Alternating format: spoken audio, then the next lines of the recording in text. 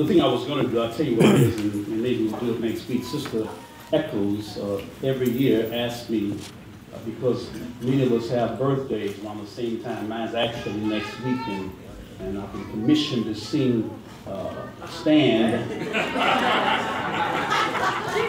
I told her the break to next week.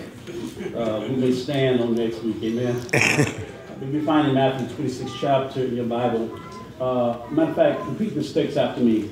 And they were exceeding sorrowful. And they were exceeding sorrowful. And began every one of them to say. Lord, Lord, is it I? Is it I? You may be seated. As we look at this pericope text, I invite you to look at someone near you, and as we look at this pericope text, I invite you to look up and say, Lord, is it I? Lord, is it I? Look at the context of this great passage in Matthew, the 26th chapter. And we'll hear what the writer writes beginning verse 17. On the first day of the festival of unleavened bread, the disciples came to Jesus and asked, where do you want us to make preparations for you to eat the Passover? He replied, go to the city, to a certain place, and tell them, the teacher says, my appointed time is near. I am going to celebrate the Passover with my disciples at your house. So the disciples did as Jesus had directed them and prepared the Passover. When evening came, Jesus was reclining at the table with the 12. And while, the text goes on to say, they were eating, he said, truly, I tell you, one of you will betray me. They were very sad and began to say to him, one after the other, surely you don't mean me, Lord.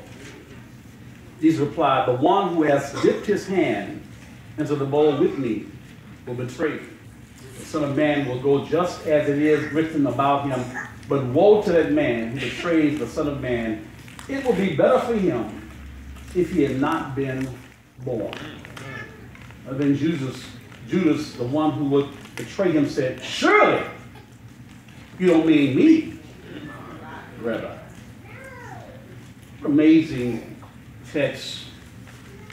You think about the idea of Judas. The story is told back in the 1960s in Britain. There was a man putting together a documentary, and he wanted to find, after putting it together, wanted to find a show, a picture of someone's face who he thought might portray Judas. And he did many interviews, many assessments, and many snapshots, and finally, as he wound up his series, he realized the best picture he could find of Judas was himself.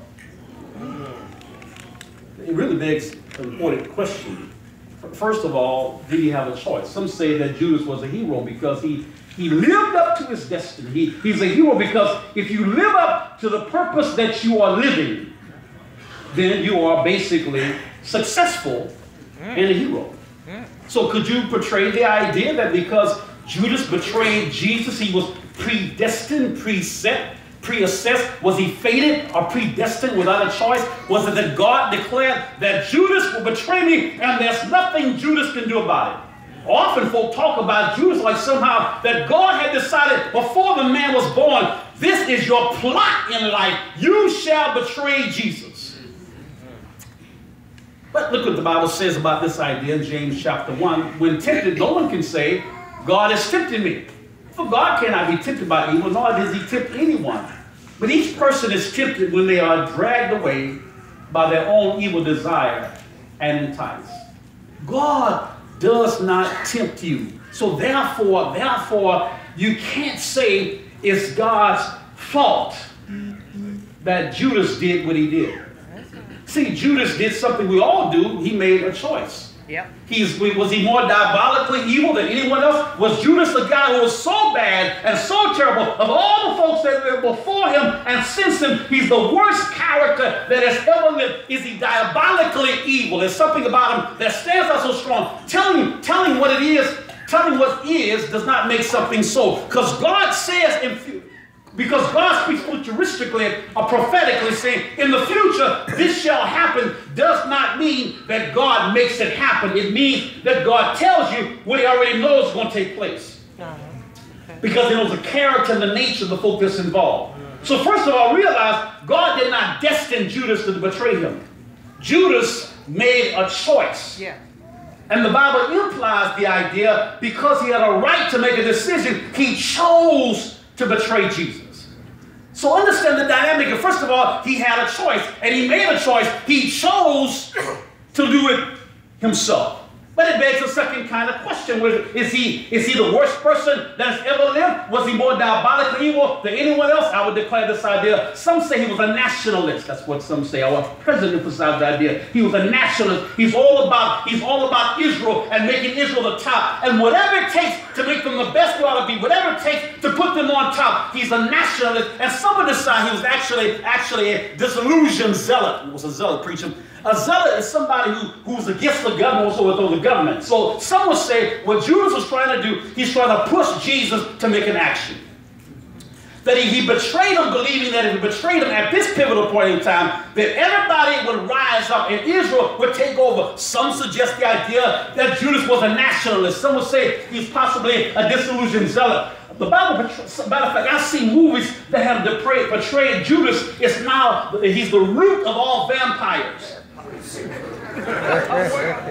I saw a movie, and actually at the end of the movie, they showed that the reason the vampire existed because he had betrayed Jesus, and his curse was to reign through all the earth for all eternity. And the mark of the devil upon him was he was going to be a vampire, and now he's a vampire. He's been portrayed as a vampire, portrayed as werewolves, portrayed as a demon.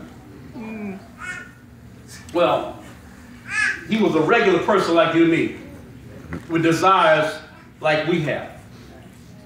Understand, anyone who's motivated by the same reasoning and the same ideas as Judas had is a Judas. If you do what Judas did for the reason Judas did it, you're Judas. He's not singled out to be the only character like this that has ever existed. He's not the most diabolical person who's ever lived, the most evil man you'll ever find. You may just be the Judas that's here today.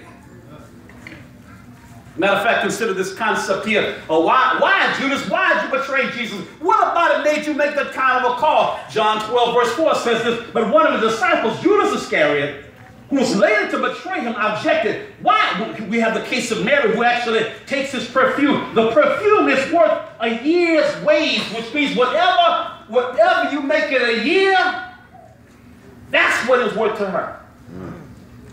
She takes it and she's excited, exuberant inside of John. She's sitting at this meal at the home of a guy named Simon the leper. She's inside there. I want you to understand the concept behind it, because there's inside of this text an understanding of what it means to really appreciate and value God. She's here and she's at this wonderful experience. She's in the house of Simon the leper. He was a leper. He's no longer a leper. She looked at Simon the leper. Simon the leper's there inside of his household. You got the 12 apostles there. You got Mary there and Martha. And on top of that, you've got Lazarus. Lazarus, her brother, had been dead. Jesus has brought her brother back to life. She sits there inside this room. And I don't know if you can understand what it might be like to love somebody and care about somebody who you put your life into. And now they're dead. And now they're gone. And she sits there and seeing her brother talk. And seeing her brother laugh. And seeing her brother enjoy the moment. And she's relishing. And this is wonderful. My brother was dead, and here I look at him right now. I hear him talking. I see him here. Oh, this is beautiful. How do I tell Jesus, thank you? All right now. Yes. What do I have that can betray? How much I appreciate you? What can I express? She thinks that's all she can imagine. I do have some expensive perfume that's worth a year's wage. Now, if you make $100,000 a year, that's what it's worth to her. If you make $25,000 a year, that's what it's worth to her. But she walks in there outside and goes out and digs it up the ground, brings it inside, and she breaks it over because she's not spared. To her, he is worth the best that I have. All right. But when she does this, Judas is there. And Judas says, why was this perfume sold? Why was it not sold? And the money given, what a waste. Hey, here she is. I know that's